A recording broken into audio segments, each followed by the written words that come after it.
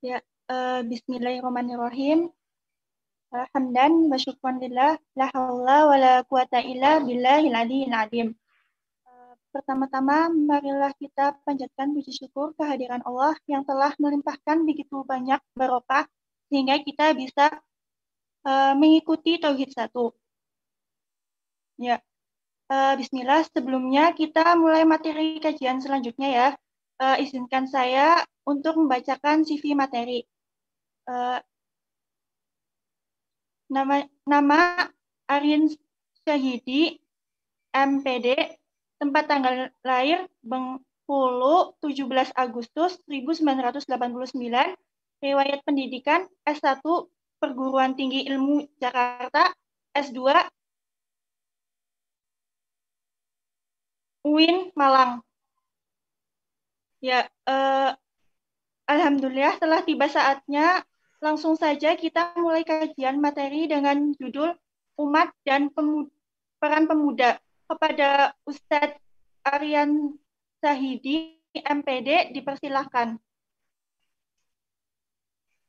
Ustadz. Baik. Tadi temanya apa?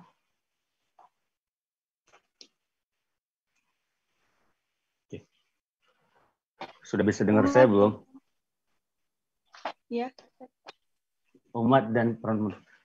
Kayaknya tema dikasih ke saya kemarin masalah umat apa ya? Problematika umat, Ustadz. Problematika umat. Dan peran pemuda. Dan peran pemuda. Oke. Sudah kedengaran semua ya? Saya dari kamar ini.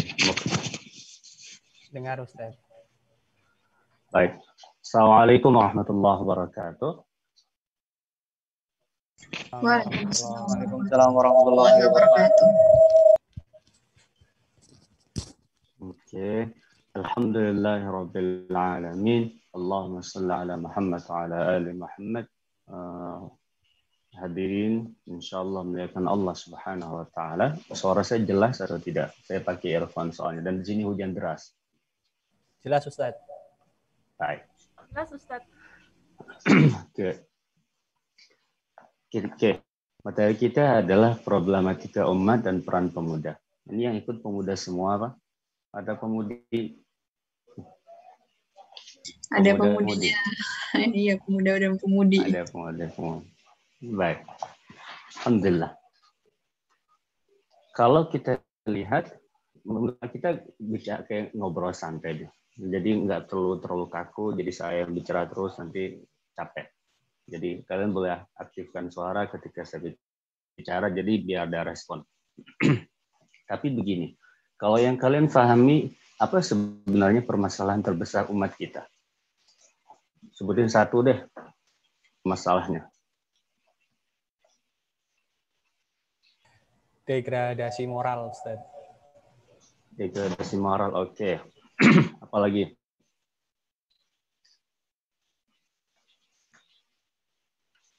Siapa lagi mau menyampaikan permasalahan selain? Oke, pertama degradasi moral, iya. Apalagi selain itu apa? Yang lain? Nggak ada yang mau nyoba sampaikan?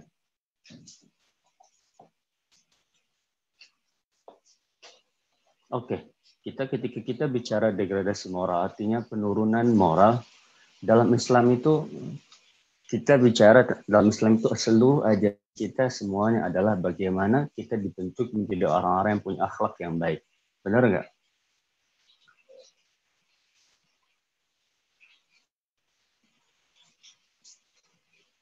Halo. Betul, Ustaz. Betul, Ustaz. Betul, Ustaz. Iya, Ustaz, betul. Agak delay apa suara saya? Soalnya saya udah bicara, tapi responnya agak lama nih. Malu. Mungkin malu-malu, Ustaz. Mungkin you don't have. Malu-malu untuk Don't be shy, oke? Artinya begini, kalau kita bicara tentang permasalahan umat, banyak sekali permasalahan umat. Kita nggak mungkin bahas semuanya di sini, ya kan? Oke, pertama tadi ketika kita bicara salah satu permasalahannya adalah degradasi moral. Beberapa waktu lalu saya baca, mungkin kalau ada yang pernah ikut kajian di Mafazah, saya pernah cerita. Saya baca di media sosial seorang dokter yang cerita bagaimana kondisi ada 3 anak yang tiba-tiba masuk ke ruang praktek dokter, kemudian anggap aja si A, B, C. Si A bilang, kamu aja yang ngomong. Si B bilang, kamu aja yang ngomong ke A-nya. Nah, C-nya bilang, udah kalian berdua aja yang ngomong, jangan aku, segala macam. Kata dokternya, kalian mau ngapain? Siapa yang mau periksa? Yang periksa si A, si B, si atau si C nih. Siapa yang mau periksa di antara 3? Kemudian kata si B, tuh si A dok yang mau periksa. Si A-nya bilang, ya dok saya mau periksa kandungan, apakah kandungan saya bersih atau tidak. Dokternya kaget. Loh, kamu hamil? Kata dokternya. Oh, enggak dok, gimana mungkin saya hamil? Keluar aja saya masih, ini aja masih berdarah dan segala macam. Tapi kemudian berlama-lama dokternya memeriksa dan dokternya bilang kepada si A, kamu ini hamil, sudah hamil 3 bulan. Kemudian dia bilang, nggak mungkin dok, saya sudah menggugurkan kandungan saya dengan meminum obat penggugur kandungan, saya tidak mungkin hamil. Dan itu saya dapat C dok, katanya. Loh, kok kamu bisa tahu obat penggugur kandungan, kata dokternya. Soalnya si C juga pernah hamil dok, dan obat itu kandungannya gugur, dia tidak hamil lagi, katanya. Dokternya terdiam. Saya ketika membaca kemudian terdiam juga, kemudian ambil nafas, ya Allah, ternyata generasi muda sekarang itu sudah sejauh itu loh. Mereka sudah menganggap kehidupan seksual berhubungan suami istri sesuatu yang biasa. Kemudian kata dokter, ya sudah kalau gitu kamu pulang, bilang ke si A tadi dan B, C, kamu pulang, kemudian bilang ke orang tua bahwa saya hamil, kemudian ya kita menikah ke orang tua. Kata si A, dia bilang, dok, nggak mungkin saya menikah. Kenapa nggak mungkin, kata dokternya? Soalnya saya hamil sama pacarnya si C, temennya itu yang bareng bekerja. Saya kemudian, ya Allah, sedemikian parahnya permasalahan moral anak kita. Karena begini, di dalam Islam itu akhlak itu tidak hanya sebatas bagaimana tata krama kita kepada keluarga, bagaimana tata krama kita kepada tetangga, pada teman kita, tapi juga mengatur bagaimana hubungan kita kepada Allah Subhanahu wa taala, ada akhlaknya. Bagaimana akhlak kita kepada Rasulullah sallallahu alaihi wasallam, akhlak kita kepada kitab suci, akhlak kita kepada malaikat, akhlak kita kepada manusia pada umumnya, dan lain sebagainya. Dan betul, artinya salah satu problematika yang paling mendasar ini adalah turunnya moral, nilai-nilai akhlak yang mulia ini banyak yang tidak diaplikasikan di dalam kehidupan sehari-hari. Sehingga banyak terjadi, kalau kita lihat pemberitaan ada anak yang memukul orang tuanya karena tidak boleh main game misalnya. Ada anak yang kemudian rela membakar rumahnya karena tidak diizinkan membeli sesuatu. Ada anak yang kelamaan main game, yang di sana ada seksual, kemudian ingin mencoba mempraktikkan, kemudian ibunya lagi tidur, dia memperkosa ibunya sendiri. Artinya penurunan itu luar biasa sekali. Dan ini kalau kita abai, maka generasi kita jadi generasi yang jauh sekali dari nilai-nilai akhlak mulia. Padahal Allah sendiri memerintahkan kita untuk berbuat baik kepada orang tua, kepada lingkungan kita, kepada dan artinya semuanya. Karena ketika kita bicara akhlak, maka ada akhlak dari sang Khalik, pencipta kita, kemudian ada juga akhlak kepada sama manusia atau sama makhluk. Di sana ada malaikat, ada para nabi, ada kitab suci, manusia pada umumnya. Hadirin insyaallah muliakan Allah Subhanahu wa taala, itu masalah problematika, masalah akhlak. Maka ini jadi PR kita bersama. Kita tidak bisa bilang bahwa oh itu tanggung jawabnya Ustadz, itu tanggung jawabnya Kiai, oh itu tanggung jawabnya guru misalnya. Kita semua punya peran. Yang menjadi orang tua maka dia punya peran bagaimana mengajarkan kepada anak agar punya akhlak yang baik. Yang menjadi guru dia punya peran, kewajiban mengajarkan bagaimana menjadi orang yang baik, bagaimana menjadi murid yang baik, anak yang baik, sehingga tumbuh menjadi anak-anak yang baik. Saya mau tanya nih, dalam kondisi sekarang ini, ketika kita belajar online begini, apa sesuatu yang hilang yang kalian rasakan? Apa? Coba, ada yang mau jawab? Komunikasi, Ustaz. Komunikasi. Komunikasi, oke. Apalagi? Kumpul. Apa? Kebersamaan. kumpul dari teman-teman, Oke, kebersamaan. semangat Kalian belajar. merasa nggak sih kalau ketika kita belajar online begini, satu hal yang hilang adalah bagaimana kita mendapatkan nilai akhlak dari guru-guru kita, dosen kita, artinya orang-orang kita temui segala macam. Merasa nggak begitu? Karena kalau kita bicara belajar ABC, mungkin kita bisa belajar cari di Google, baca banyak di jurnal segala macam, tapi ada sesuatu yang hilang, ya kan? Kita misalkan ketika di kelas kita bersama dosen tidak hanya sebatas diajarkan tentang materi, tapi ditanamkan nilai akhlak, ditanamkan nilai tauhid kepada Allah Subhanahu wa taala, ditanamkan nilai keimanan segala macam, sehingga kita tidak hanya cerdas secara intelektualnya, tapi spiritual kita juga cerdas, ya. Ada sesuatu yang hilang. Beberapa waktu lalu ketika saya takziah ke salah satu ada salah satu saudara yang meninggal dunia, kemudian salah satu wali murid cerita ke saya, Ustadz, kayaknya apa yang saya rasakan sekarang dalam mendidik anak, dia bilang, berat dalam kondisi COVID ini semua harus serba online. Kenapa saya bilang? Karena dalam kondisi sekarang anak sekarang justru malah ketagihan dengan perangkat yang digunakan untuk belajar. Yang tadinya tidak terlalu lama menggunakan komputer, sekarang setiap hari pakai komputer sehingga kemudian capek main game, ya. Yang tadinya tidak terlalu lama pakai HP, kemudian sekarang sibuk pakai, sehingga kemudian kepedulian kepada lingkungan, kepedulian kepada keluarga, kepada yang ada di sekitarnya sudah tidak terbangun lagi. Kan akhirnya menimbul satu permasalahan. Nah, ini tantangan terbesar kita, bagaimana mengkikis ini, bagian merubah yang tadinya adanya degradasi moral tadi, berubah menjadi tumbuh nilai-nilai kebaikan, nilai akhlak yang baik dalam kehidupan kita sehari-hari. Dan ingat, jangan abai, ya, jangan abai dengan permasalahan itu. Kalau ditanya peran kita sebagai pemuda bagaimana?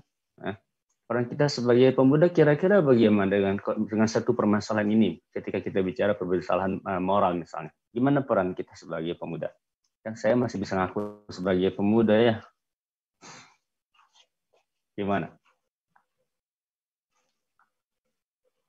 Ada yang mau jawab?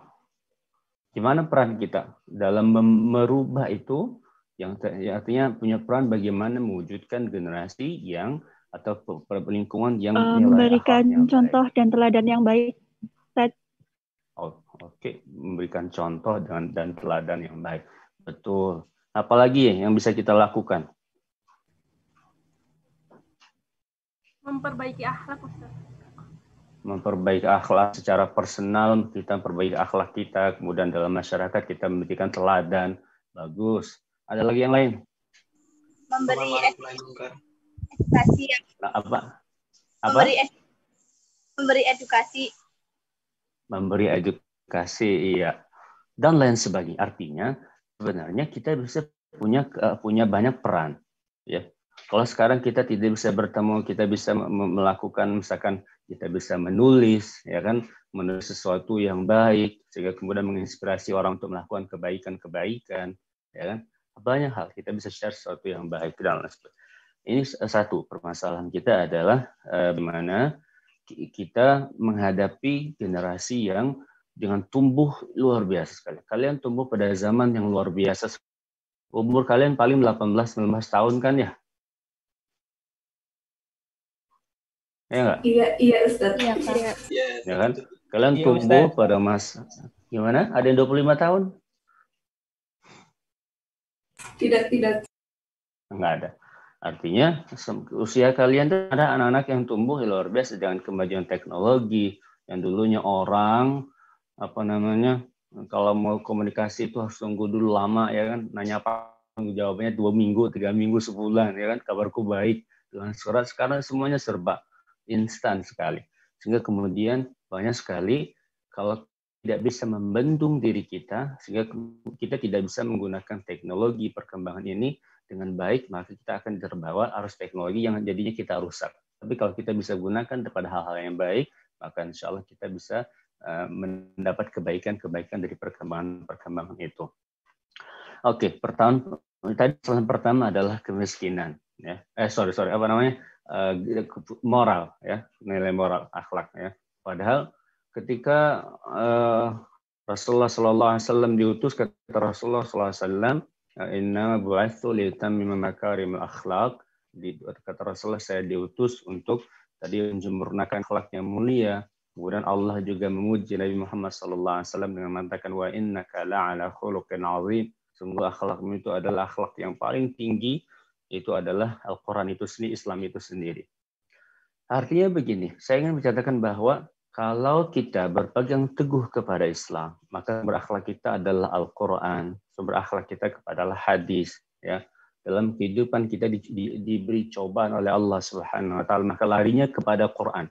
Bagaimana kata Quran ketika kita sedang sedih, bagaimana kata Quran ketika kita sedang bahagia, bagaimana kata Al-Quran ketika kita sedang dapat musibah, ya, dan lain sebagainya. Maka ini yang harusnya kita jadikan panduan kehidupan kita. Jangan sampai kita terbawa tadi, orang sekarang sibuk ya, apalagi sejak orang belajar online ini. Aduh, saya itu follow beberapa mahasiswa saya di Instagram gitu ya. Share-nya setiap hari ada yang drama Korea ini hari ini gitu ya. Drama Korea ini, oh ini lucu banget segala macam. I was like, how you spend a lot of time watching that kind of movies like every single day. Padahal sebenarnya kita bisa melakukan banyak hal, ya. Banyak hal yang lebih untuk pengembangan diri kita. Dengan teknologi itu kita bisa sebenarnya mengembangkan kemampuan diri kita. Jangan hanya sebatas tadi melakukan sesuatu yang tidak bermanfaat. Oke, saya sampaikan materi sampai jam berapa? Sampai 17.30, Ustaz. Itu nggak termasuk tanya jawab. Sudah termasuk tanya jawab, insya Allah. Oke. Kemudian salah satu lagi masalah yang juga cukup memprihatinkan adalah masalah umat adalah terkait tentang kemiskinan. Setuju atau enggak setuju? Setuju, Ustaz. Setuju. Kenapa setuju? Kenapa kemiskinan menjadi salah satu permasalahan umat? Siapa yang mau coba bicara? Saya coba lihat pesertanya siapa aja nih. Gitu, ayo. Aliza, mana orangnya? Coba Mas Farel. Hadir, Zat. Oke. Gimana? Kenapa? Setuju nggak kalau kemiskinan menjadi salah satu permasalahan umat? Setuju, Zat. Kenapa? Kenapa setuju? Kenapa ini menjadi permasalahan? Apa yang menjadikan kemiskinan itu menjadi sebuah permasalahan? Karena ketika ada kemiskinan, maka ekonomi pada suatu negara itu bisa tersendat, Ustaz, tidak seperti sebenarnya. Karena ketika kita belajar dari kisah Khalifah Umar bin Abdul Aziz pada saat itu, bahwa bukan orang yang berhak menerima pada saat itu. Berarti memang kemiskinan itu salah satu hal yang sangat patut diperhatikan oleh kita semua, begitu. Oke. Baik, terima kasih Mas Farel. Apa sih definisi kemiskinan itu? Kita bicara kemiskinan. Apa definisinya? Kemiskinan itu. Maka orang yang punya penghasilan kemudian dia tidak sanggup mencukupi semua kebutuhannya, itu kebutuhan miskin, ataukah orang yang tidak punya penghasilan sama sekali, dia tidak bisa mencukupi ke dirinya dan berada di tanggung jawab dia termasuk miskin, atau bagaimana? Mas siapa ini? Panitia, boleh ditanya nggak sih panitianya? Apa hanya peserta saja? Hikam, Pak Mas Fatan.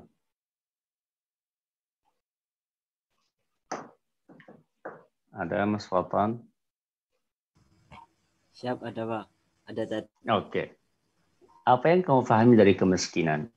Bagaimana ya seorang disebut miskin misalnya? Kemiskinan yaitu beda dari orang yang fakir. Sedangkan orang yang miskin itu adalah orang yang mempunyai penghasilan namun berkecukupan dan dan dia tidak meminta pada siapapun bahwasanya tidak meminta siapapun, yang seperti pendapatnya Ustadz yang pertama itu, Ustadz. Gimana ya kata-katanya gitu. ya? Paling nggak mesti harus sama.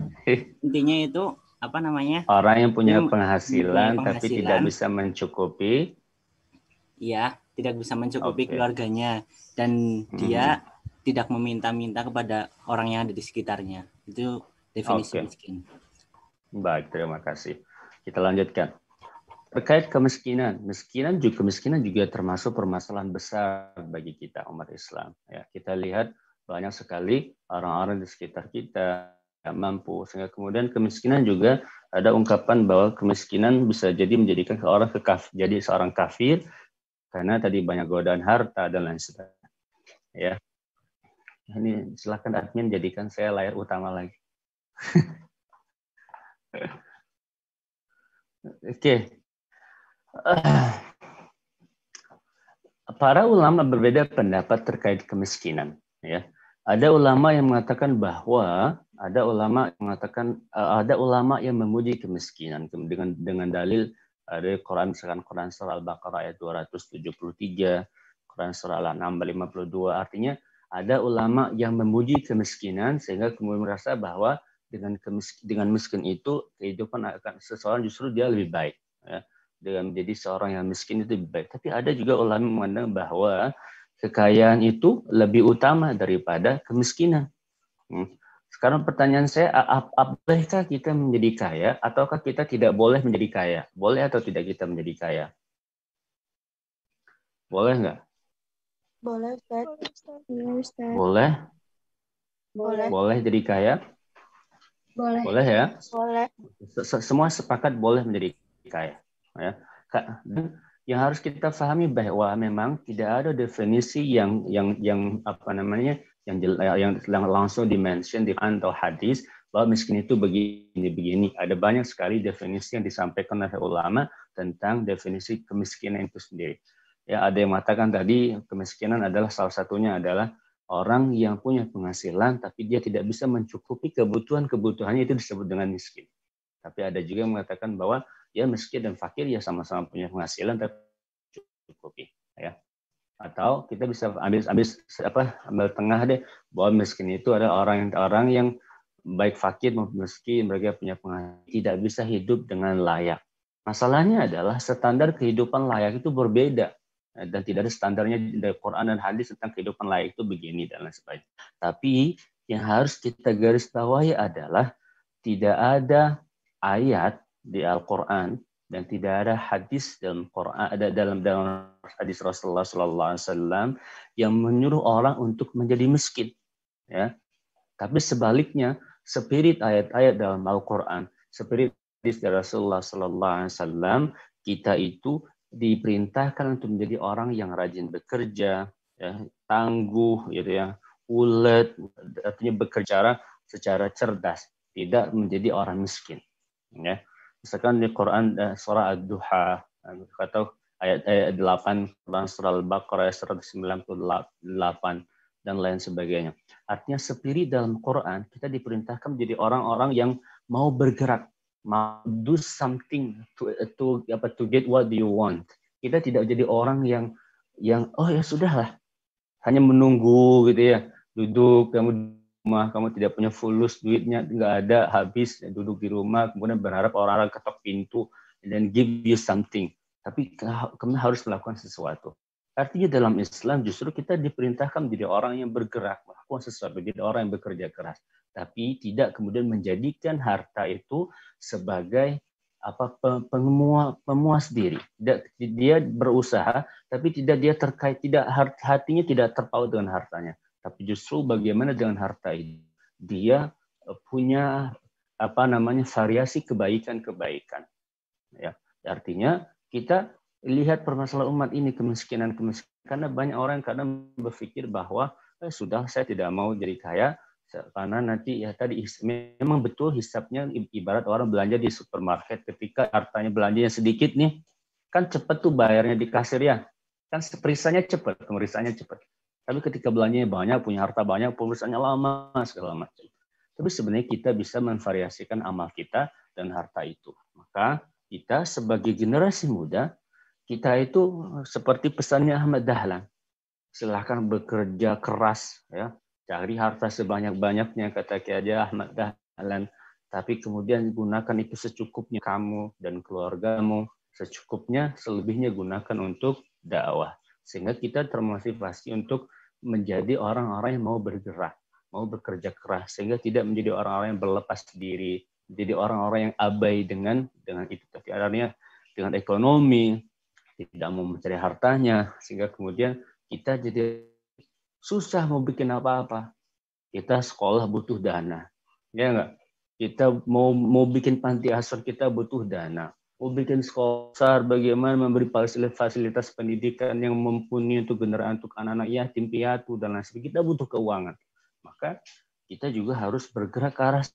Apalagi sekarang teknologi, masya Allah, orang sekarang apa-apa tinggal buka komputer, masuk di mana gitu ya, ada apa namanya, online, jualan online, macam-macam sosial media sekarang, bisa banyak sekali yang kita lakukan untuk menjadi generasi yang punya kemampuan secara finansial yang digunakan untuk variasi amal kebaikan-kebaikan kita, ya. Kira-kira nih faktor penyebab kemiskinan itu apa sih? Nah, siapa nih yang mau? Devika Susilowanti.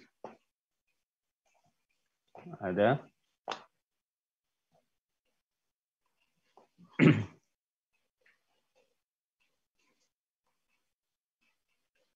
Ada nama Mbak Devika? Ada?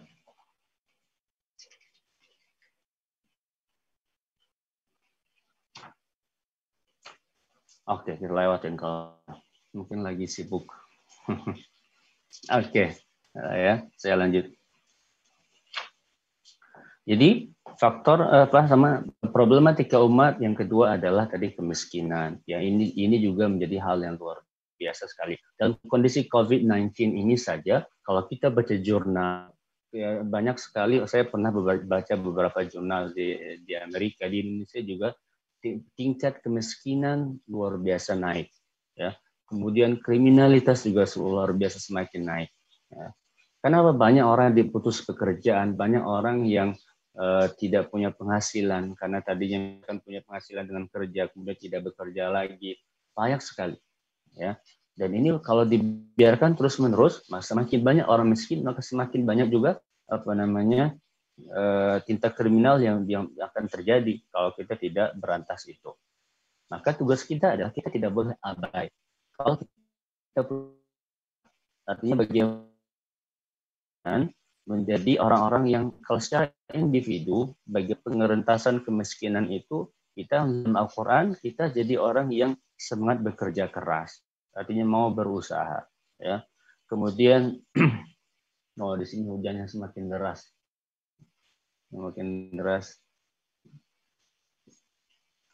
Kedengaran berisik nggak? Tidak, Ustaz. Tidak, Ustaz. Di saya berisik banget.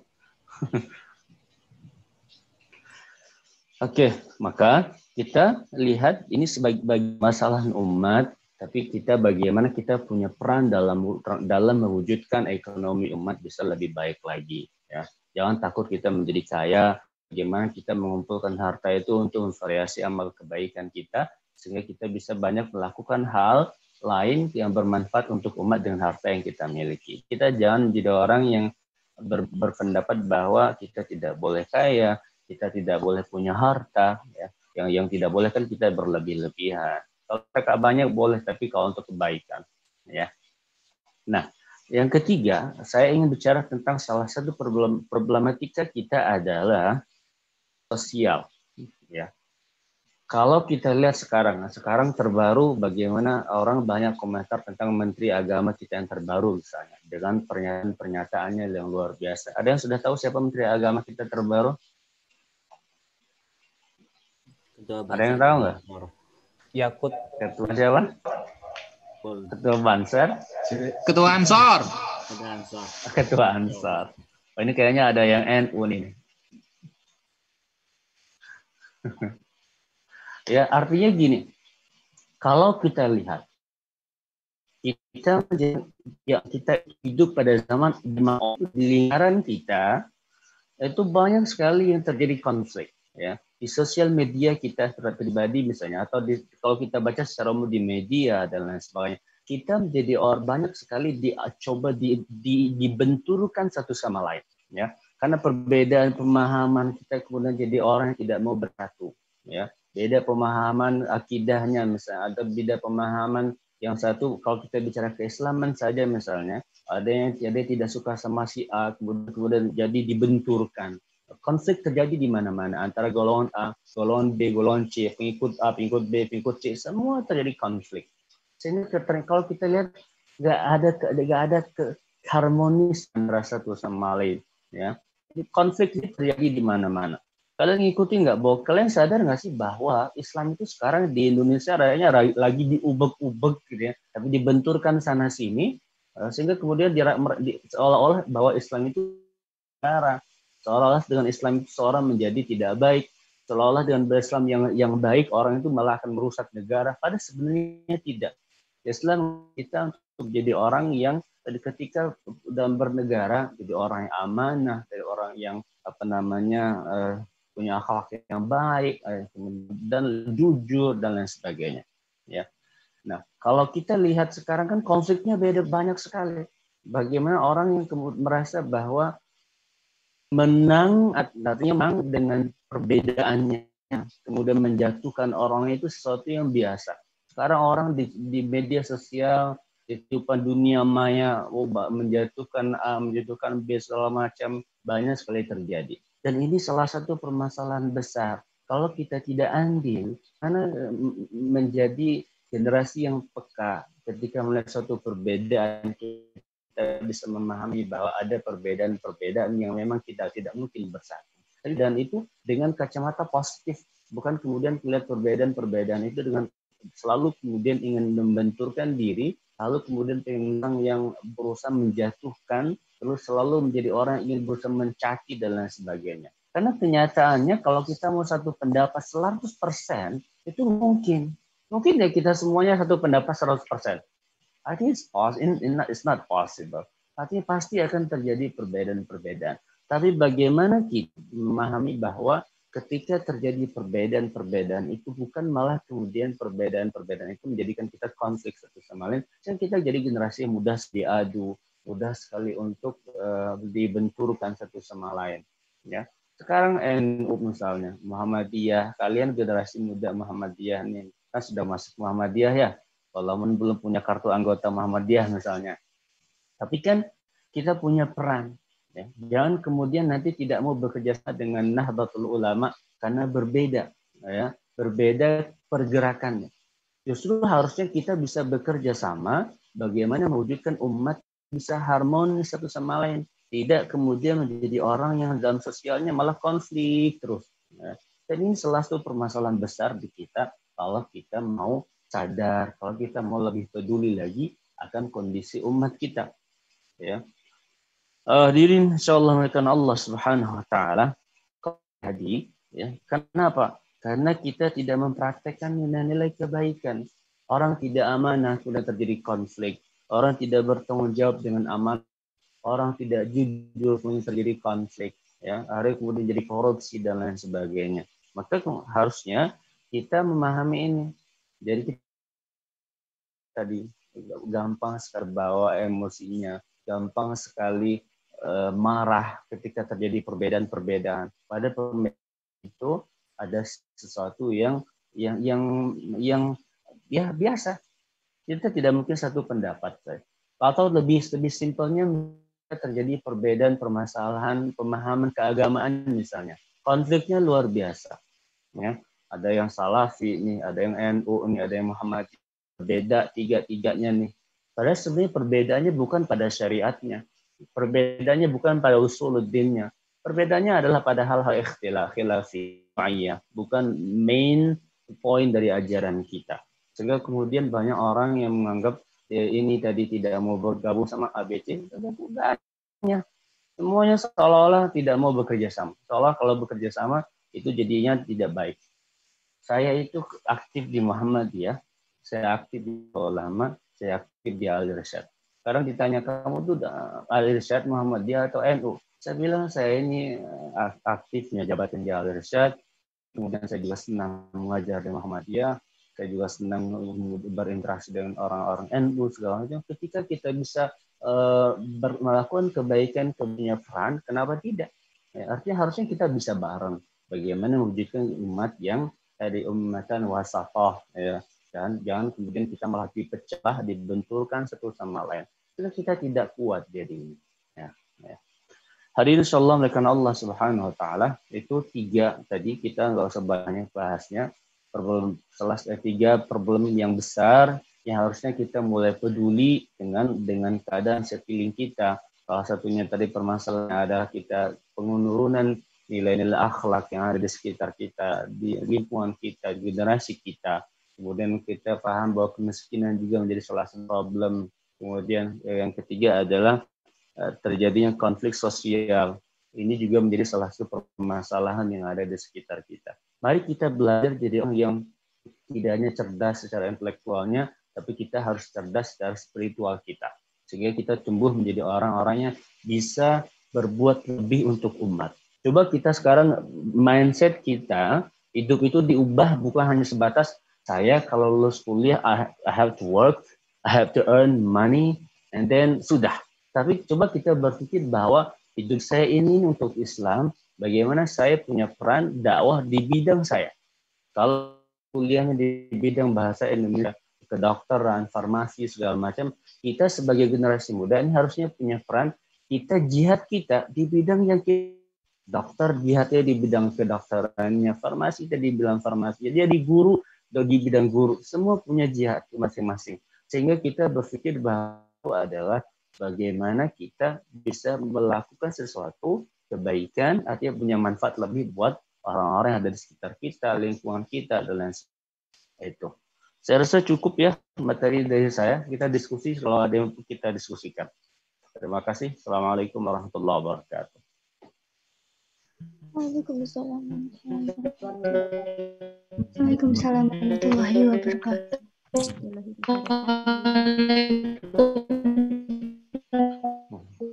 Jawaban salamnya putus-putus.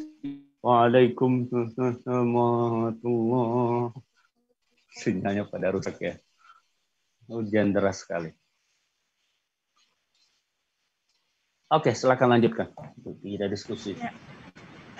Jazakillah khair Ustadz Aridin Syahidi MPD atas pembahasan materi yang sangat luar biasa dan semoga mendapatkan manfaat dan kita bisa mengambil ibrahnya. Ya, silakan bagi teman-teman yang mau bertanya, monggo. Silakan.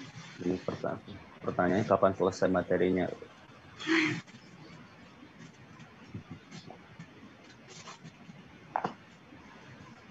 Ada yang mau bertanya?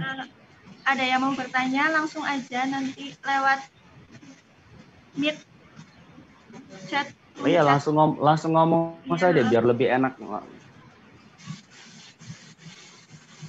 Jadi terasa interaksinya. Ada yang tanya aja. Ada? Alhamdulillah. Kalau nggak ada pertanyaan, saya selesai sih. Padahal sebenarnya kita bisa diskusi banyak kok. Kita punya ide apa nih dengan permasalahan-permasalahan umat? Kalian punya ide apa misalnya? Lagi nyusun kata-katanya sebentar Ustaz. Takut Bapak liwet. Ya, jangan ngusun katanya, jangan kayak puisi ya. Oke, silakan. Siapa yang bertanya? Oke, Hasanah ya. Bagaimana cara kita untuk bisa menjadi generasi robbani gitu, gimana tadi? Generasi. Allah itu ketika menciptakan manusia, Allah tidak hanya sebatas menciptakan kita, kemudian tidak memberikan panduan kita. Kalau kita menjadi Rabbani, artinya kan Tuhan ya. Rabb itu artinya yang kita Rabb, Tuhan Rabbi, Tuhanku ya. Rabbana Cina ya. Artinya ketuhanan, artinya kita menjadi orang-orang yang ada nilai-nilai ketuhanan pada diri kita. Orang-orang yang ada nilai-nilai ketuhanan pada dirinya, dari seleranya dia akan punya selera yang Islami. Orang yang ada nilai keislaman pada dirinya, dia tidak mungkin punya selera yang tidak Islam. Pola pikirnya dia akan menjadi pola pikir yang Islam. Ya. Artinya dia menjadi orang-orang yang menjadikan Islam itu betul-betul panduan hidupnya, ada Qur'annya, ada hadisnya, sehingga semua kepada Qur'an dan hadisnya. Ketika dia menjadi orang-orang yang taat kepada Allah Subhanahu wa taala, maka dia menjadi hamba Rabbani. Ketika dia mencintai Allah Subhanahu wa taala melebihi cintanya daripada yang lain, maka dia menjadi hamba Rabbani. Artinya sederhananya adalah dengan menjalankan apa-apa yang Allah perintahkan, dengan menjauhi apa-apa yang Allah larang, kita ini sudah menuju jalan Rabbani. Kita sudah menuju jalan yang diridai Allah Subhanahu wa taala. Ya. Maka perbanyak ilmu kita, karena begini, ketika mau taat kepada Allah, itu kita butuh ilmu atau tidak? Betul nggak? Butuh. Kita mau sholat nih, you wanna do waktu sehari, kamu butuh ilmu atau tidak? Mana caranya kita bisa sholat itu yang sesuai? Betul nggak? Betul, Ted. Butuh. Ya. Kita mau puasa saja misalnya, bagaimana kita berpuasa dengan baik dan benar, yang sesuai dengan aturan Islam, dengan aturannya. Sorry, sebentar. Kita butuh ilmu nggak? Butuh juga, Ustaz. Butuh. Ya. Kita mau jadi misalnya, artinya kita mau berjalan di jalan yang Allah ridhai, kita butuh bekal ilmunya nih. Maka salah satu bekal kita jadi hamba Rabbani adalah ketika kita beribadah kita harus dengan ilmu. Bukan hanya sebatas ikut-ikutan. Sehingga kita gampang sekali kadang menyalahkan orang segala macam hanya sebatas karena ketidaktahuan kita, ya, karena ketidak berilmunya kita, dan kemudian kita menyalahkan orang menjadi seram. Jadi kalau kita ibadah nggak pakai ilmu jadinya rusak, ya. Maka ketika kita sholat kita harus dengan ilmu, ibadah kita harus dengan ilmu. Ya. Maka kita semakin dekat kita kepada Allah harus menjadikan kita semakin baik dengan Allah ataupun dengan sekeliling kita. Jadi kan kadang kita melihat ada orang yang terlihat Masya Allah soleh sekali, sholat di puasa Senin Kamisnya rajin, sedekahnya Masya Allah, ya. Kemudian apalagi haji udah nggak terhitung, misalnya tiap tahun mungkin hajinya plus gitu ya, atau umrohnya mungkin tiap bulan, sebulan 2 kali mungkin ya. Tapi di satu sisi dia menyakiti hati orang lain. Dia kalau bicara perasaan orang lain, dia suka sekali bertengkar dengan tetangganya. Maka rusak nilai ketuhanannya. Karena harusnya berbanding baik hubungan orang dengan Allah, maka hubungannya dengan sesamanya harus semakin baik. Ya, jangan malah semakin kelihatan saleh, tapi malah dengan tetangganya malah jadi manusia tidak baik dan makhluk semakin tidak baik. Maka perbaik diri kita untuk belajar sehingga kita mampu menjadi orang yang paham dengan ini. Tidak hanya sebatas when people ask what is your religion, then you say I'm Muslim, and then sudah I'm Muslim, pray, I don't do fasting. Saya juga nggak peduli dengan orang lain misalnya. Kita hidupnya jadi eksklusif, nggak peduli dengan kondisi lingkungan. Artinya kita tidak sosial. Maka ini kita jadi nggak baik. Ya. Maka ketika kita menjadi hamba Rabbani, ada nilai ketuhanan pada diri kita, maka selera kita harus Islami, pola pikir kita harus Islami, akidah kita harus sesuai dengan akidah Islam dan seterusnya. Ya, Mbak siapa tadi? Hasanah ya.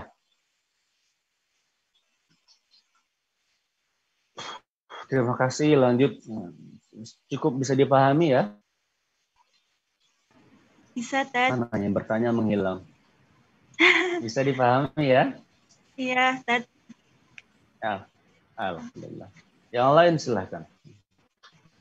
Iya, silakan. Itu kadangnya ada yang mau bertanya, monggo. Ya, monggo. Iya, mana dulu deh. Apaan ya? Ya udah deh, yang cowok dulu. Ya udah. Suaranya jelas apa? Ini harusnya saya bikin background kayak Faton gitu ya. Saya harus bikin background harusnya. Ini backgroundnya malah kamar. Iya. Kedengeran ya, Ustaz? Oke, silakan. Kita kan sudah biasa ya kalau misal kita melihat orang yang kurang akannya ilmu. Nah, itu tugas kita kan emang harus memberitahu atau memberikan ilmunya apa yang kita dapat. Nah, sedangkan ini misal ada seseorang, beliau itu rajin ngaji, terus rajin beribadah, rajin beramal soleh. Namun di sekelilingnya, bahwasanya di sekelilingnya itu masih banyak orang yang awam ilmu. Nah, itu tugasnya itu bagaimana ya Ustaz agar beliau yang banyak akan ilmunya, nah itu bisa menyampaikan yang ada di sekeliling lingkungannya. Begitu Ustaz. Bagaimana Ustaz? Syukran. Iya. Ilmu kita itu terhadap ilmu ada punya kewajibannya atau tidak? Kewajiban pertama kita kan ketika kita punya ilmu, kita melakukan, mengamalkan apa yang kita pahami, mengamalkan apa yang kita tahu, ya kan? Katanya al-ilmu bila amalin kasyajari bila thamarin, katanya gitu ya. Ilmu tanpa diamalkan, ya, tanpa dipraktekkan, seperti pohon tanpa buah, katanya begitu. Tapi selanjutnya, kalau kita naik tingkat selanjutnya lagi, bahwa ketika kita benar, kita punya kewajiban untuk menyampaikannya, ya. Kita punya kewajiban untuk mendakwahkan ilmu yang kita punya, ya. Jangan sampai kemudian ketika kita tahu nih dan dikutukan Allah Subhanahu wa taala itu adalah perbuatan syirik, and then kamu lihat di sekitar kamu in your society, orang banyak sekali yang menyembah berhala, orang banyak sekali melakukan perbuatan syirik, ya. And then kamu nggak melakukan apa-apa. You did nothing. You don't care about them. Harusnya kita peduli dengan ilmu yang kita miliki. Harusnya kita mendakwahkan. Kamu sampaikan kepada mereka semuanya. Jadi kalau ada orang misalnya tadi punya ilmu di sekitar kita, kalau kita tidak punya kemampuan menyampaikan, kita tidak bisa menyampaikannya karena kemampuan kita mungkin terbiasa saja, ilmu kita biasa saja. Tapi bukan berarti kemudian kita yang ilmunya biasa saja tidak boleh menyampaikan kebaikan. Ketika tahu dan kamu tahu persis itu adalah betul, sampaikan, tapi dengan cara yang baik. Nah, kalau kita tidak punya kemampuan, kita bisa minta kepada orang yang punya kemampuan untuk menyampaikan kebaikan, yang punya ilmu kapasitasnya untuk menyampaikan itu, kita bisa minta, tapi tetap dengan cara yang baik. Ya, jadi kalau di sekitar Mas Faton ada orang yang punya ilmu, ya, harusnya bagaimana kita minta menyampaikan, minta mengisi materi kajian mungkin. Ya, kalau di sekitar masyarakat tidak bisa mengaji, minta untuk bagaimana cara membaca Quran yang baik dan benar, sehingga kemudian akan terwujud yang tadi bisa baca Quran. Kalau di lingkungannya tadi banyak orang melakukan perbuatan syirik misalnya, kita bisa minta untuk menyampaikan. Tapi kan segala sesuatu butuh proses yang tidak sedikit. Ya, pasti prosesnya akan panjang sekali. Sehingga bagaimana kemudian kata Allah, dalam ketaatan itu kita butuh kesabaran. Dalam dakwah pun kita butuh kesabaran nggak? Butuh, ya, sehingga kita bisa menyampaikan sesuatu, meminta disampaikan sesuatu dengan cara yang baik. Kalau kita lihat banyak nggak orang yang sebenarnya dia punya ilmu, tapi dia tidak punya kemampuan menyampaikan. Ada juga yang begitu. Ya. Kayak saya termasuk yang jarang sekali berbicara di depan publik, jarang. Jadi kalau saya ngisi kajian, ya sesekali waktu saya ngisi kajian, jarang sekali. Tapi bukan berarti kemudian harusnya, saya nggak mampu deh, saya banget gimana ya. Padahal sebenarnya kita punya ilmunya, maka belajar bagaimana kita bisa menyampaikan. Mas Faton juga begitu. Tidak mesti kemudian menjadi orang yang hafal Quran 30 juz dulu, hafal hadis 50.000 dulu, ya, hafal tafsir sekian banyak tafsir sudah dibaca baru kemudian saya merasa yakin untuk menyampaikan sesuatu. Nggak mesti begitu juga, ya. Artinya apa yang kita ketahui, baik itu kecil sedikit gitu ya, ketika kita bisa menyampaikannya dengan baik, maka katakan ada ucapan qulil haq walau kana marran, ya, sampaikan suatu kebenaran walaupun katanya pahit, ya. Artinya kita bisa menyampaikan. Tapi ingat bahwa dalam berdakwah juga ada caranya, ya. Ada doanya dengan hikmah wal mau'izatil hasanah, dengan cara yang bijaksana, dengan nasihat-nasihat yang baik. Karena sesuatu kebaikan juga harus disampaikan dengan cara yang baik. Kalian mau nggak sih dinasihatin orang, tapi orang nasihatin kita marah-marah terus, ngomongnya sakitin gitu ya? Mau nggak? Mau nggak begitu? Ada orang nasihatin kita, tapi ngomongnya tuh ya Allah, nyakitin banget gitu ya. Nggak mau. Karena pada dasarnya fitrah kita manusia kita tidak mau berlakuan semena-mena. Kita tidak suka kepada sesuatu yang tidak baik. Maka kebaikan ilmu itu juga harus disampaikan dengan cara yang baik. Ya. Itu Mas Fafan. Syukran Ustaz. Afwan. Paham ya? Alhamdulillah. Insyaallah. Monggo, ada lagi. Allahumma sayyiban nafi'ah. Kira-kira ada lagi nggak ya? Iya, Siapa yang mau nanya? izin bertanya. Yolin. Ya. Assalamualaikum warahmatullahi wabarakatuh. Waalaikumsalam warahmatullahi wabarakatuh. Perkenalkan, nama saya Violina Jahan. Saya dari Keperawatan S1. Izin bertanya ya Ustadz. Ini mahasiswa saya bukan? Belum kayaknya Ustadz. Bukan ya? Oh, bukan. Kira-kira yang saya ajar. Oke. Bagaimana tadi ya ada sambungannya sama yang Mas Fatah, mencari ilmu ataupun pedoman hidup selain Al-Quran dan hadis, kita juga perlu guru untuk guru atau ulama yang menjadi teladan selain Nabi Muhammad. Kadang kita salah menilai seseorang. Bagaimana sih Ustadz apabila kita ingin mencari guru yang dapat mengarahkan kita ke jalan yang lurus, bukan malah menyesatkan kita? Terima kasih. Iya. Terima kasih. Ya. Karena gini, kita kadang orang begini, kadang ketika dia sudah suka dengan satu guru, ya, ini kalau gurunya ngomong apa saja, melihatnya pakai kacamata putih, semuanya betul. And then ketika ada guru ya si B nih, dia tidak suka, sehingga kemudian dia melihatnya pakai kacamata hitam, semuanya serba salah. Banyak nggak terjadi begitu? Banyak nggak? Banyak. Ya. Maka ketika kita melihat guru, kita salah satu kriteria yang harus kita pahami adalah orang yang dia akan ada orang ketika berdakwah itu gampang sekali mencaci maki orang. Gampang sekali dia menyalahkan orang lain. Gampang sekali dia menghina orang lain. Maka tinggalkan. Saya selalu bilang bahwa ketika ada guru yang mencaci maki guru yang lainnya, seustad yang lainnya, yang gampang sekali menyalahkan orang lain, sudah tinggalkan. Ya. Karena harusnya begini, ketika dia paham betul akan Islam, ada etikanya ketika dia berdakwah. Ketika memang ada sesuatu yang dia tidak suka, misalnya tidak sesuai dengan Ustadz A, maka cara yang terbaik adalah dia menyampaikan langsung.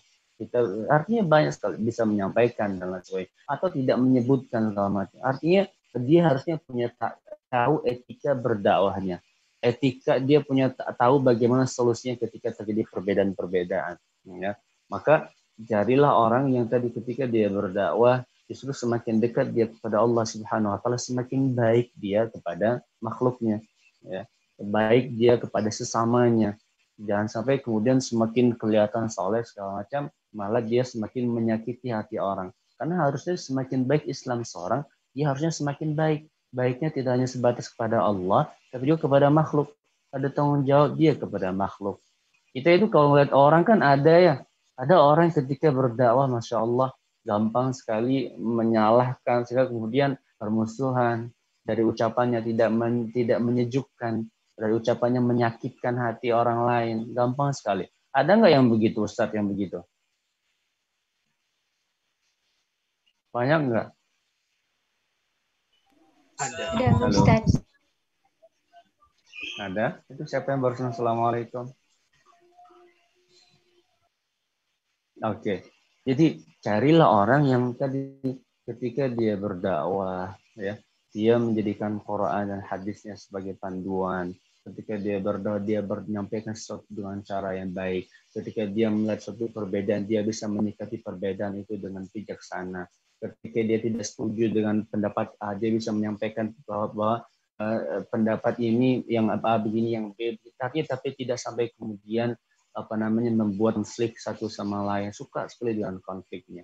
Nah, saya suka dengan dakwahnya Ustadz Adi Hidayat. Beliau orang yang luar, Masya Allah, cerdas sekali. Hafal Quran, semuanya, tafsirnya segala macam. Tapi ada orang yang tidak sesuai. Ada orang yang kemudian membid'ahkan dia. ada orang mengatakan bahwa dia tidak sunnah segala macam. Beliau bersikap yang biasa, ya, justru kemudian menyampaikan tadi tetap dengan cara yang baik, tetap dengan cara yang santun segala macam. Tapi kan ada juga ustadz yang tadi ketika dia tidak suka segala macam, wow, masya Allah semua jadinya salah, ya. Atau banyak juga orang yang sekarang misalnya kiai kampung tuh, kiai kampung ini ada ustadz baru gitu, nanti kemudian ada orang anak-anak muda yang kemudian baru belajar dengan ustadz baru ini sampai kemudian ntar saya bersin.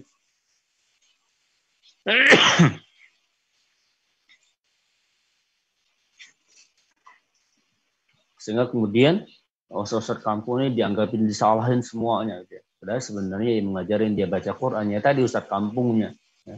Ngajarin dia sholat bisa jadi ada ustadz kampungnya segala macam, ya. Begitu kurang lebih, ya. Tapi tadi untuk bisa membedakan gitu kan kita juga harus punya ilmu. Makanya tadi kita itu belajar harus punya guru, ya. Ketika mau menghafal Quran juga kita harus punya guru yang bisa mengarahkan kita. Tapi tadi jangan sampai kita salah pilih guru, ya. Terima kasih itu. Oke, baik Ustadz, terima kasih. Sama-sama. Apa ada yang mau bertanya lagi? Apa dicukupkan, Ustaz? Oh, ada yang mau bertanya lagi. Satu lagi. Monggo. Itu di kolom chat ada yang tanya apa ya? Iya. Iya. Silakan. Saya mau matiin AC sebentar.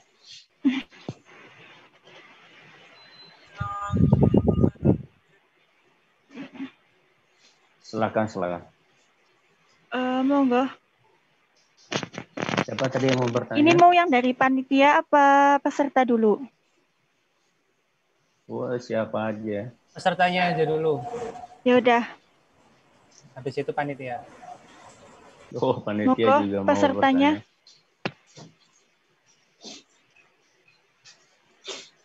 Siapa yang mau bertanya?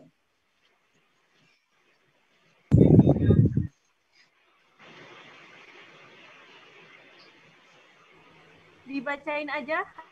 Hasanah dibacain aja pertanyaannya di kolom chat. Ya. Assalamualaikum warahmatullahi wabarakatuh. Waalaikumsalam. Izin bertanya terkait dengan masalah kemiskinan, Ustaz. Solusi untuk masalah kemiskinan sendiri menurut Ustadz itu bagaimana ya? Oke, terima kasih. Baik. Oke, kalau kita lihat kembali kepada Al-Quran, bagaimana pengentasan kemiskinan itu pada ranah pribadi ini. Satu, kalau kita bicara pada ranah pribadi adalah kita peningkatan semangat bekerja kita. Artinya ketika peningkatan pekerja dan berusaha kita. Kita tidak menjadi orang yang berlepas tangan. Kita tidak jadi orang yang tidak mau bekerja, tidak mau berusaha. Akhirnya kita jadi orang yang tidak punya kemampuan apa-apa. Padahal sebenarnya kita bisa melakukan itu pada ranah pribadi kita. Bagaimana kita menjadi orang-orang yang bekerja, berusaha, punya semangat. Tidak jadi orang yang aku tawakallah pada Allah. Tapi tawakalnya kamu tidak melakukan apa-apa. Ya nggak bisa. Ya nggak. Kamu punya hewan, kemudian hewannya dilepas di jalan, kamu diikat, hilang, diambil orang segala macam. Kalau ditanya kenapa nggak diikat, oh gue tawakal sama Allah. Ya nggak bisa. Ya, maka pada ranah pribadi, bagaimana kita mengentaskan kemiskinan adalah pada ranah individu. Kita meningkatkan semangat kerja kita, meningkatkan semangat berusaha kita, sehingga kita jadi orang yang mau bekerja, mau berusaha, hanya mengandalkan orang lain, tidak menjadi orang berpangku tangan, ya. Tapi kita bisa melakukan sesuatu lebih, sehingga kita bisa memberi manfaat lebih buat orang lain. Yang kedua, pada ranah keluarga dan masyarakat, kita ada jaminan satu rumpun keluarga, ya enggak? Artinya gini, ketika ada saudara kita, ketika ada orang yang tidak mampu, artinya jaminan satu rumpun keluarga itu kita melakukan misalnya memberikan zakat, ya kan tadi dikatakan Mas siapa tadi ya, Mas Fatan bagaimana kehidupan pada masa Khalafah Rasyidin sampai bingung mau ngasih zakat kemana karena semuanya merasa punya kewajiban bayar zakat, ya. Artinya pada ranah keluarga dan masyarakat ini bagaimana kita membangun kepedulian, jaminan bahwa orang-orang di sekitar kita adalah orang-orang yang mendapatkan kebantuan kita. Kalau kita punya kemampuan memberi harta, maka beri harta. Kemampuan kita dengan ilmu. Nah, kita bisa melakukan itu. Salah satunya adalah dengan zakat. Itu pada ranah keluarga. Tadi kan individu, ranah keluarga. Nah, kemudian pada ranah pemerintah adalah pemerintah juga memahami bahwa pemerintah punya kewajiban untuk menjamin masyarakatnya, orang-orangnya bisa hidup dengan baik, dengan menyediakan lapangan pekerjaan segala macam, ya, dan lain sebagainya. Tapi yang paling mendasar adalah bagaimana kita membangun kesadaran pada diri kita untuk bekerja dan berusaha, dan memahami bahwa dalam Islam seluruh ibadah itu, seluruh perbuatan kita bisa dihitung ibadah ketika kita niatkan kepada Allah Subhanahu wa taala. Seorang suami yang bekerja niatnya karena Allah, maka dapat nilai ibadah. Ya, istri yang mendidik anaknya baik sekali, ya, ini juga bisa nilai ibadah kepada Allah Subhanahu wa taala. Maka dimulai. Ya, kalau di Quran surah Al-Insyirah kita ada ayat yang faiza faraghta fansab, ya kan? Ketika sudah selesai pada satu urusan, lanjutkan pada urusan lain. Nah, kita mulai pada diri kita untuk memiliki semangat bekerja, semangat berusaha. Kemudian bagaimana kita membangun lingkungan kita juga yang punya jaminan sosial, sehingga kita jadi orang yang peduli dengan kehidupan yang ada di sekitar kita, dan lingkungan kita, dan lain sebagainya. Begitu. Bisa dipahami?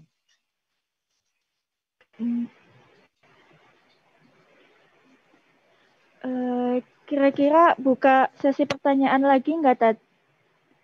Masih ada yang pengen tanya? Satu lagi dia boleh deh. Ya, nanti bentar. Banyak pertanyaan via apa sih?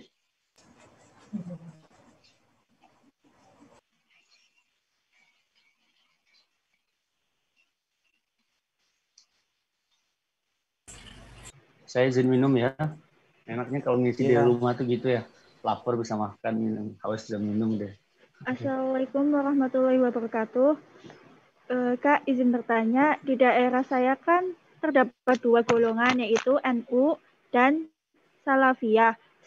Sedangkan saya dan keluarga itu pandangannya Muhammadiyah. Nah, misal ketika saya ingin mengikuti kegiatan Salafi, nanti dipandang saya itu Salafi seperti itu. Nah, bagaimana seharusnya sebagai pemuda seperti saya yang saya ingin mengikuti kegiatan di daerah saya tanpa harus saya dipengaruhi tentang antara dua golongan tersebut. Terima kasih. Bagaimana solusi yang saya bisa dapatkan untuk memecahkan masalah problematika seperti itu? Silakan, Tat.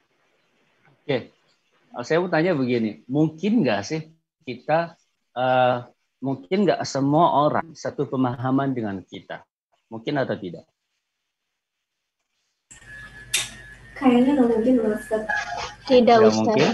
Nggak mungkin ya? Karena banyak pola pikir. Iya, ya, harusnya gini, kita tidak bisa mengontrol pola pikir orang terhadap kita, ya nggak? Tapi kita bisa mengontrol bagaimana reaksi kita, bagaimana respon kita terhadap pikiran orang terhadap kita.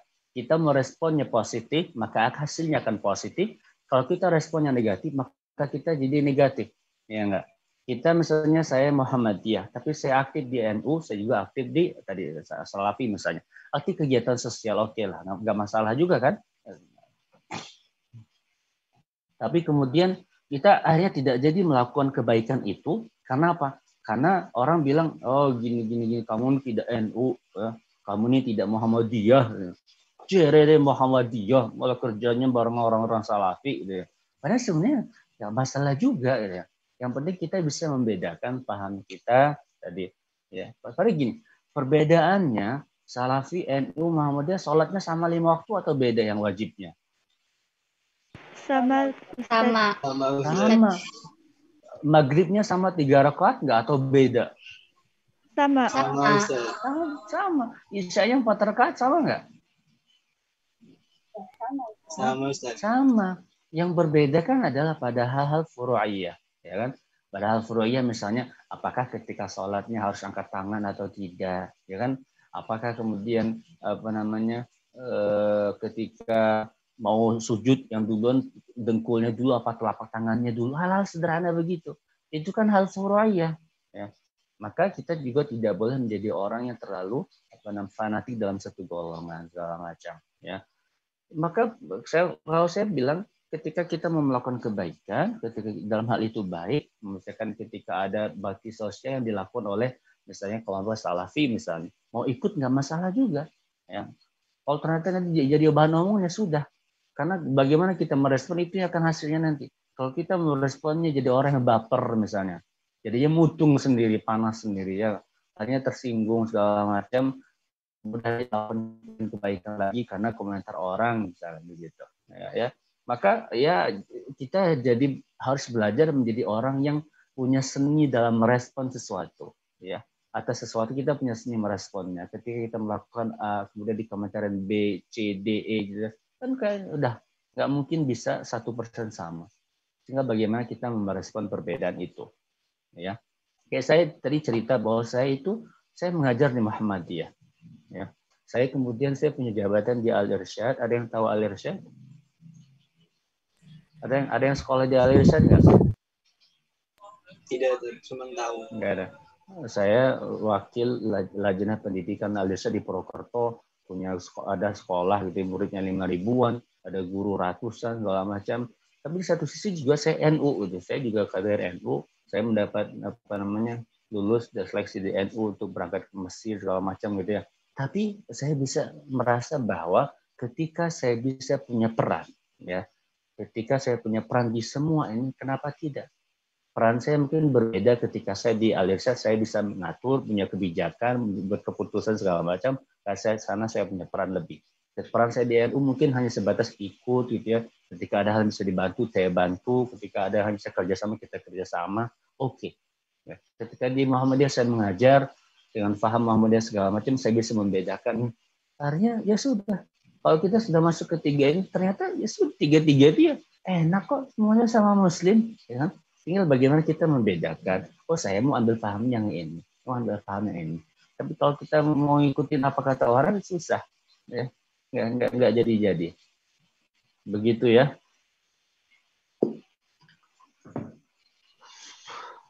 Ada yang Udah tanya cukup, ya? lagi, Tat. Oh, ini benar-benar harus mau sampai jam 5.30 ini ya. Iya, It's monggo. Okay. Siapa mau tanya lagi? Catur. Ya. Oke. Apa ya, Ustaz ya? Biar dapat ilmu juga misalnya. Tentang problematika itu kan banyak ya. Kedengaran nggak sih? Apa? Kedengaran tapi bergema. Oh. Kayak gini? Oh, kedengeran? itu jelas. Aku malah nggak denger. Bentar. Ya, problematika itu kan ada banyak. Lah, bagaimana menurut Ustadz seberapa pentingnya memecahkan problematika itu dengan berjamaah. Lalu bagaimana cara mengerucutkan problematika yang teramat banyak itu, mana dulu yang lebih diutamakan untuk diselesaikan. Terima kasih, Ustadz. Sekian. Sama-sama. Kalau kita bicara mana dulu, ya. Kita lihat kita mampunya bagi yang bidang apa. Ketika kita paham bahwa diri kita kemungkinan, kamu punya ide apa, kamu bisa melakukan dulu. Karena kalau bicara apakah pribadi perorangan bisa menyelesaikan masalah umat seluruhnya, bisa nggak kira-kira? Kalau kamu sendirian bisa menyelesaikan semua permasalahan yang ada, bisa nggak? Oh, udah hebat, lebih dari Nabi dong. Enggak. Kita nggak bisa menyelesaikan semuanya. Kita butuh partner, kita butuh kerjasama satu sama lain untuk menyelesaikan permasalahan-permasalahan yang ada, ya kan? Kita nggak mungkin merasa sanggup untuk menyelesaikan seluruh permasalahan yang ada. Maka yang bisa kita lakukan adalah kita mulai pada hal-hal sederhana yang ada di sekitar kita, yang ada pada diri kita, untuk menyelesaikannya. Ketika di lingkungannya terjadi ada anak-anak putus sekolah misalnya, maka kamu punya kemampuan untuk mengajar mereka. Kamu punya kemampuan untuk memberikan ilmu yang kita miliki, untuk mengajar mereka, untuk baca tulis, misalnya sederhana, lakukan itu. Ketika di lingkungan kita ada orang tidak bisa baca Quran misalnya, dan kamu punya kemampuan itu, membantu mereka, mengajar mereka, udah tidak melakukan itu. Artinya, kita bisa memecahkan, menyelesaikan permasalahan-permasalahan itu dimulai dari hal-hal sederhana yang ada di sekitar kita, yang sesuai dengan kemampuan kita, lakukan itu. Kalau kita misalkan punya ide-ide ekonomi kreatif misalnya, kita punya ide-ide usaha segala macam, kita udah bikin usaha, bagaimana kita punya UMKM, kemudian mengerjakan orang-orang yang ada di sekitar kita untuk membangun ekonomi yang baik di sekitar kita. Kan, ya, artinya kita bisa melakukan pada hal-hal sederhana, karena kan sesuatu yang besar di yang kecil. Nggak mungkin kemudian kita tiba-tiba bisa langsung menyelesaikan kemiskinan 50.000 orang dalam waktu sebulan misalnya. Nggak mungkin juga, ya kan? Maka mulai dari hal-hal yang bisa kita lakukan. Apakah harus kerja sama? Iya. Kita nggak bisa kerja sendirian. Ya. Kita butuh bantuan orang lain. Kalau memulai sendirian, oke. Tapi kita akan tetap butuh bantuan orang lain. Kita butuh ide-ide bagaimana permasalahan ini diselesaikan dengan cara apa. Kita butuh diskusi segala macam, sehingga akan terwujud masyarakat yang tadi nggak kemudian hanya menggantungkan pada satu orang, tapi kita bisa menjadi orang yang tadi satu sama lain bisa punya ide. Karena ide kita belum tentu bisa diterapkan di semua daerah, ya nggak? Ide yang kita miliki belum tentu bisa menyelesaikan semua permasalahan, maka butuh kerjasama. Kan kata kita kalau bekerja sama itu kuat jadinya. Dalam Quran tapi kan kerjasamanya dalam kebaikan ya. Wa ta'awanu 'alal birri wat taqwa wa la ta'awanu 'alal itsmi wal 'udwan. Kerjasama dalam kebaikan dan ketakwaan, bukan bekerjasama dalam hal dosa atau hal-hal yang tidak baik.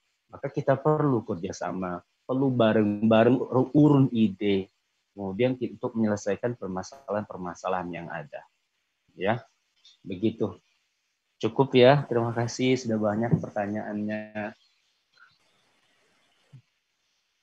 Ya, terima kasih kembali. Oke. Apa ya? Karena waktu sudah menunjukkan pukul sore, jadi dicukupkan aja Pak ya, Tat. Nanti kalau misalnya ada yang tanya. Terima kasih. Saya senang, alhamdulillah. Terima kasih sudah dikasih kesempatan. Terima kasih. Ya, semoga dimudahkan semua urusan kita. Amin. Alhamdulillah kita sampai di penghujung kajian kali ini. Kami ucapkan syukran kepada teman-teman semua atas waktunya, dan kepada Ustadz juga saya mengucapkan terima kasih banyak. Sama-sama. Kita tutup alangkah baiknya kita tutup dengan bacaan hamdalah. Alhamdulillah. Alhamdulillahirabbil alamin. Saya selaku moderator meminta maaf apabila ada kata yang berkenan di hati teman-teman atau Ustadz. Ya, selanjutnya saya kembalikan ke MS, monggo.